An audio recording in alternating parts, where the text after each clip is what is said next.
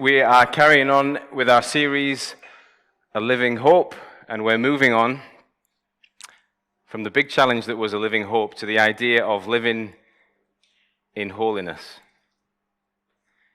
Living in holiness. I don't know what you think about holiness. I don't know if you've stopped to think about it. I don't know how you're getting on with it, if you are thinking about it. How do you feel about that calling? Seriously, I know that there's a sense in which I'm preaching now and you're just coming round to the idea of a sermon, but how do you actually feel about that? Where does it sit with you, the idea of a calling to holiness? Are you okay with that? You going well with it? Is it possible for you? I'm going to show you a picture in a second. Let's show the selfie just for a second, just to relax me. There you go. And then back to the other picture. So some of you will know where... I can't take a photo to save my life. Some of you will be familiar with this place, perhaps.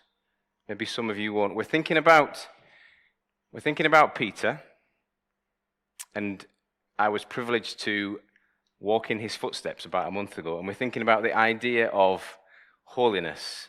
Now, I did some Googling, is what a lot of preachers do these days, and this is one of the holiest places in the world. The holiest sites in the world. And I'm not going to lie, when I got there were two things in Italy that made me awe-dropped. The gelato ice cream, which on the selfie, if you look very closely, is still evident, but also this holy place. When we got into the Vatican, I was just jaw-dropped. I was stunned. And I was caused to consider the grandeur of God and what he's done. I was awed by the magnificence of the place. And I did think about the apostles lined up at the top of that picture. I don't know if you can see that. I was moved by all of this. And I was some of the intricate artwork, some of the pictures of Jesus. My heart was moved to think, yeah, this guy was really, really special. But I was also, and I'm going to go on to say, I think this is reflective of most people, I was really quite grossed out by the amount of money that was spent. I was conscious, as I'm looking at this place that is holy, of all the mess-ups that the church has made, whether it be the Catholic Church or whether it be the Protestant Church. I was conscious of the pressure of this holiness and if it really stood up to the test. And I was also aware, as it was so perfect, and I had gelato down my face and me and Jude had just had a Barney, at how imperfect I was. In light of the holiness, this perfect place that made me think about God's perfection. There's a view, every view you can take, it all aligns up the same. I was aware just of how imperfect I was. And I think that's a picture of how we see holiness. I think on the one hand, we can look at it and say, I think we think this as Christians. Maybe I'm speaking out of turn, speaking for everyone, but I think we think, man, this is just impossible. The list of behaviors that we are called to, it's just impossible. The other thing that I think we think is it's ruinous. Putting this action, putting this quest on people, this question of people, this weight on people, we've just not been able to live up to it. It's ruinous. And I think maybe you might think as well that it's just not even relevant. The how and the why of holiness, how on earth we're going to do it, why would we do it, puts us off. And I think it keeps us, and I hope you don't think this is too cheesy of a line when you think of that selfie, it keeps us as holy tourists. It means we never really make home there. Or it means it's hard for us to make home there. And what Peter does here, do you remember last week we talked about the Riff Raff football team? I don't know if you were all here last week. These churches that he's calling out to, remember I talked about the football team that I used to play in, made up of people that were rubbish, people that turn up smoking a cigarette, people that turn up half drunk. These are the churches he's speaking to, and he still calls them to holiness. But he's calling them here. I think this is a brilliant calling, because I think there's a sense in which we look at that and say, that's holiness. Is that ta-da? It's like on that level. Peter writes about holiness. He's a fisherman, working guy, normal guy, and he explains to them, we are still called to holiness. But let me tell you, these are the things he's going to tell us in this next little passage. Holiness is different than what you're thinking. Don't know what the image you've got of holiness is today, but Peter, I think, is going to say it's different to what you're thinking. There's a different way there. There's a different how to holiness than what you're thinking. That's going to make it possible for you to head towards holy, that thing that you've probably ruled out in the back of your mind. And I think this might be the pivotal point, there's a why. This is what Peter's going to say. Holiness is different. It's more earthy than you're realizing. You're going to want it more than you realize. It's not about fancy lights, maybe even statues and everything else. There's something different about it. There's a different way there that's going to make it possible for you. And there's a why that's going to make you want to do it. So verse 13 is where we kick off. Notice the first word. Never miss a therefore. Ask yourself what it's there for. Therefore, with minds that are alert and fully sober, set your hope on the grace to be brought to you with Jesus Christ when Jesus Christ is revealed at his coming.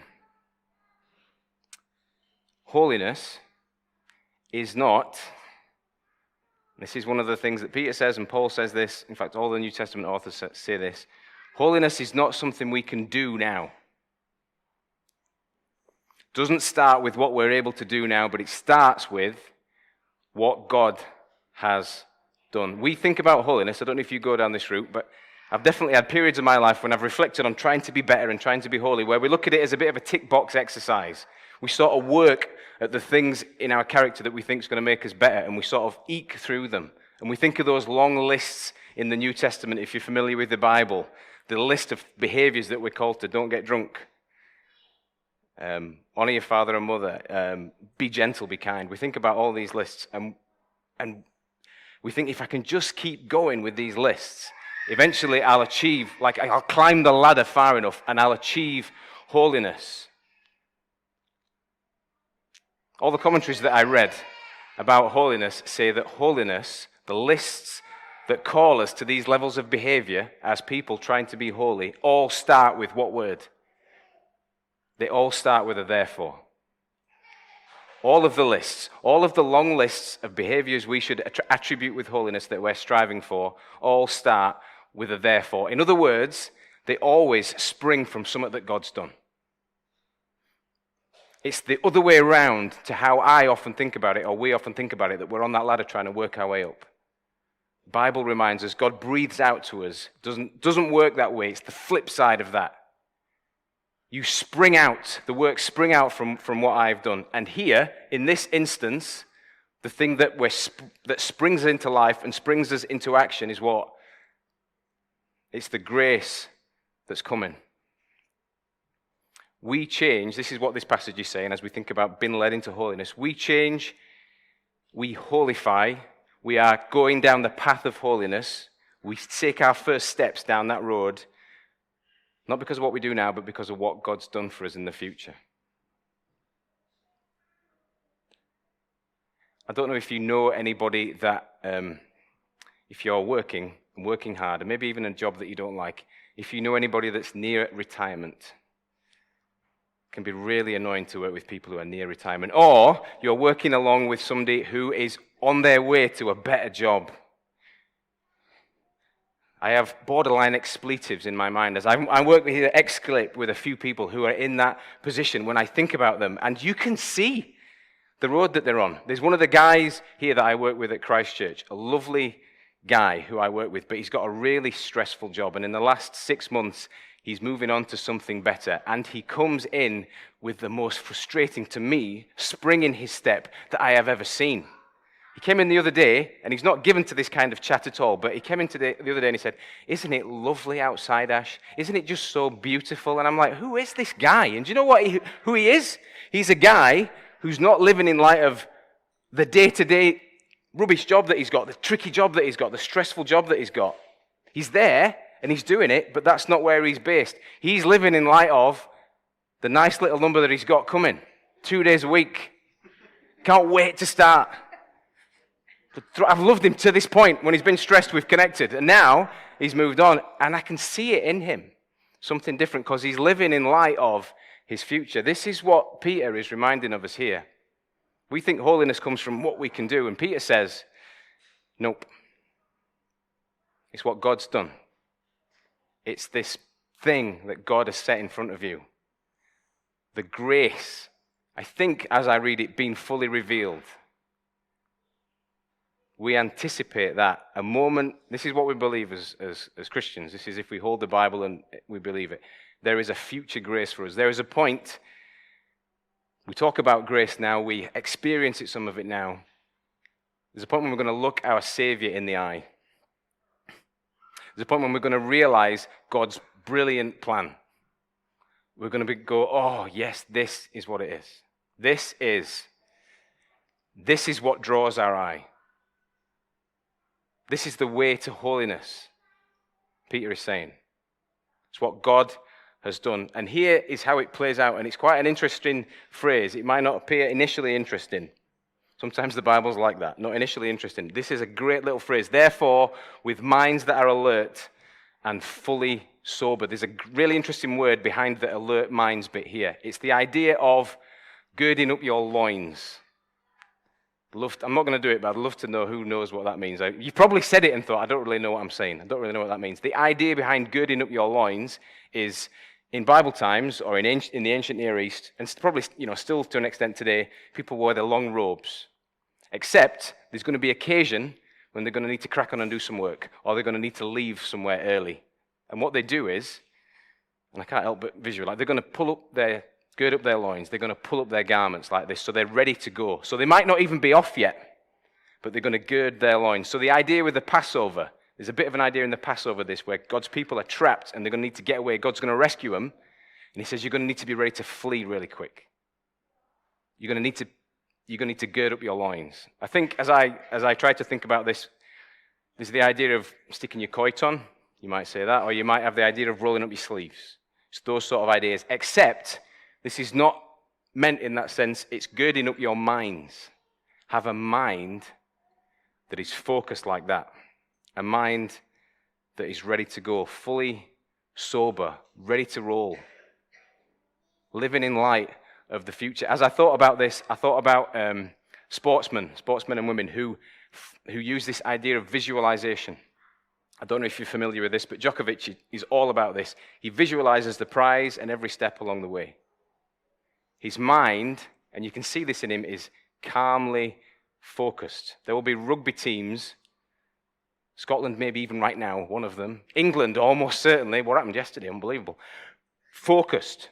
They will have developed a mindset where they are focused on the prize and every step along the way. Holiness, we think of as something that we do, is something that God does and stirs our minds to be girded, focused on the grace that is to come, thinking about it all the way, aligned with this idea that God is going to come and redeem this world, that God is going to come and act to save this world, that God brings in a great world that we've got to look forward to, that we will realize the grace that we've talked about, all that stuff, and we are thinking about that all the time.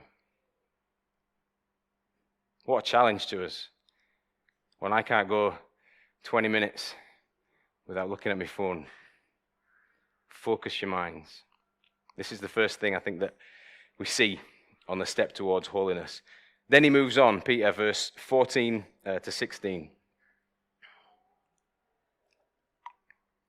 And this, and maybe you've read this statement, so I've read this statement a few times, and I've definitely as a younger guy really struggled with these next couple of verses. I've always been like, what is this?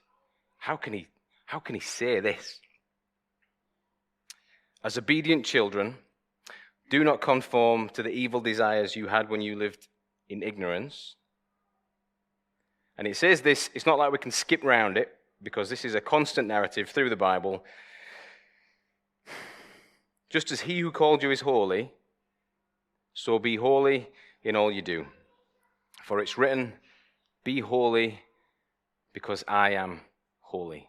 So there's two questions, I think. So I'll be honest with you, I've always sort of paused and thought, can God say that? Can anyone say that?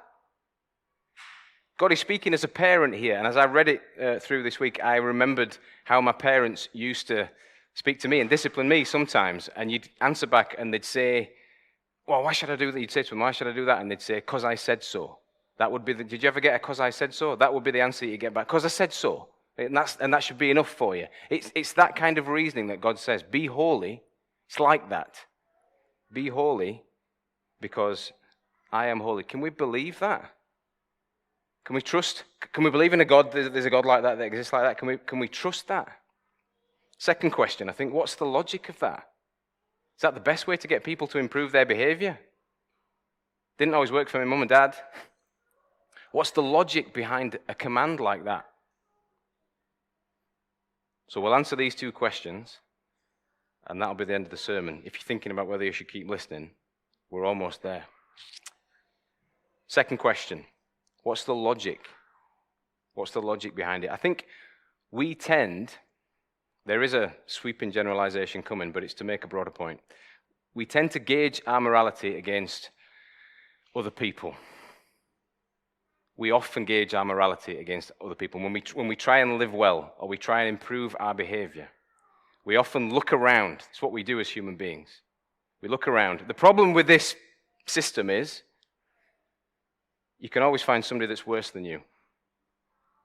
Quite often I'll watch the news at night and I'll see some terrible person. I think, well, I'm not him. I'm a bit better than him. Equally, you can often find somebody better than you. And you think that should often cause you to strive to be better. But actually, when you meet somebody that's really quite good, it can be quite annoying, can't it? And it can bring out the worst in you. We're often left looking out on our search for morality and holiness and improvement, because looking in is unpalatable, or it's a lot less palatable. Look at what God does here. Verse 17, speaking as a father. Since you call on a father who judges each person's work impartially, live out your time as foreigners here in reverent fear. Since you call on a father who judges each person's work impartially. Do you see what kind of God we have? Peter reminds us that God is not holy in a sparkly ta-da kind of way. He's holy because he's able to see everybody all the time with perfect impartiality. That's how he sees us. He looks at us and he sees us exactly how we are. And he's able to look at us without bias. And he's able to keep that focus on us. And we can believe this. If you're thinking, I'm not sure I can go with that, I'm not sure I can believe that. If you follow the Bible, if you believe the story of Jesus, if you look at his character, you see a guy who came and he died for everybody. And he visited everybody. There was no partiality there at all. He is evidence of God's impartial nature. And here's how the holiness bit plays out. We realize, if God's like that we are seen. We are seen for exactly who we are. God's view of us is not based on what we can fake, what we can present to people, what we can get away with, the little bit of privilege that we've already got. God's view is not based on any of these things. God sees us at our core. He sees us exactly how we are. He sees us all the same. He sees right through the facade. And do you know what that means? This is the route towards holiness. See in the text what happens, what Peter says is going to happen to you. Since you call on a father who judges everyone's work impartially, you'll live out your lives as foreigners here in reverent fear. People who realize, if you believe this, that God sees us exactly how we are, sees everything about us. Same thing happened to Isaiah, if you know that story in Isaiah chapter 6. When he meets God, he realizes that God can see him, and he falls on his feet, collapses on the floor because he is exposed and he is undone. And he's humbled. To be holy is to be humble. To be holy, the footsteps to holiness is to realize that God sees us. A holy person, I think this is fair to say, though he sees corruption in the world and he wants to gauge himself against everybody else, and that's quite an easy path, the holy person, the person drawn to holiness and following holiness, because of the way God sees him or her, starts with himself. That's the prism at which they look at their life. They can't help but look inwards because they realize that God sees them. And Peter goes on to deal with the first question. Remember the first question? Can we trust a God that says, can we trust our parents when they say, because I said so? Can we trust a God that says, be holy because I'm holy? Look at what Peter says. Verse 18 to 21. It's kind of, you know you can. Verse 18 to 21. For you know that it was not with perishable things, such as silver or gold, that you were redeemed from the empty way of life handed down to you from your ancestors, but with the precious blood of Christ, a lamb without blemish or defect. He was chosen before the creation of the world, but was revealed in these last times for your sake. Through him, through this stuff, you believe in God, who raised him from the dead and glorified him. And so your faith and your hope are in God. He gets them to think about redemption. He gets them to think about what it means to be redeemed. Can we trust a God that says, be holy because I'm holy? Can we trust a God that puts holiness on the human race? And he says, if you want to know about whether you can trust him, think about what it means to be redeemed. Think about what's happened with your redemption. It's not a word that we're dead familiar with. You might think Shawshank Redemption. You might think of the idea of a great sporting comeback, something like that, the idea of Beckham, somebody like that being redeemed, but we're not dead familiar with it. If you're living in the first century, and into probably the second century as well, the idea of being redeemed, slaves were everywhere, poor people were everywhere, and they were tied. There was no way out. But increasingly, what happened as the Roman Empire developed, there was this glorious little hope that you might just be able to achieve your freedom. You might be able to save up enough money to buy your way out. Or, very beautifully, somebody might come to you and buy you your freedom. But you would never, Peter would know this, you would never talk about it lightly because it was such a beautiful thing. Peter writes to people living within the lifetime of Jesus, living within the shadow of the cross, knowing the truth of it, being aware and being affected by the truth of it. And he says to these people, you've been redeemed by something even more precious than that, even more precious than that beautiful thing that turned your life around, that we very careful to talk about because we know how perfect it is. You've been redeemed, and you know this. This is what he's saying in the letter. When he wrote the letter, it's still within the lifetime of people who had seen Jesus go to the cross and be raised from the cross. He says to them, you know how you've been redeemed. You know what it is that's changed you. You know that it was perfect. And you see what he says in verse 21? You know that that perfect act, that redemption, this liberty that you now have, you know that that reveals God. You know that that showed you something bigger. This is how holiness plays out in this little part of the text. Holiness is knowing what it means to be redeemed. To feel that level of love in your life. Verse 22, it says, this is how it plays out. Now that you've purified yourself by obeying the truth, now that you've gotten hold of this, so you've got sincere love for each other. This is what happens when you realize who God is and he's part of this community that you're a part of. Love one another deeply from the heart. That act of redemption births love in people. It births a love in God's community. And it's not just a soft love.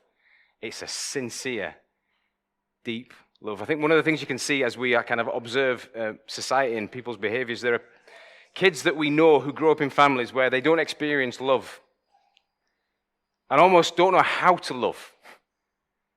And then, by God's common grace, I would say, they encounter somebody who shows them love and they learn it. They see what it is and they can birth it themselves. That's what we're getting a picture of here. God's people, in that act of redemption, go from kind of knowing what love is to really realizing what love is to having a deep sense of what love is. That's the path to holiness. Holy person, somebody who's drawn to holiness on the footsteps of holiness journey, is somebody who realizes they've been loved. They've had a precious moment in their life where they've been redeemed. See what holiness is?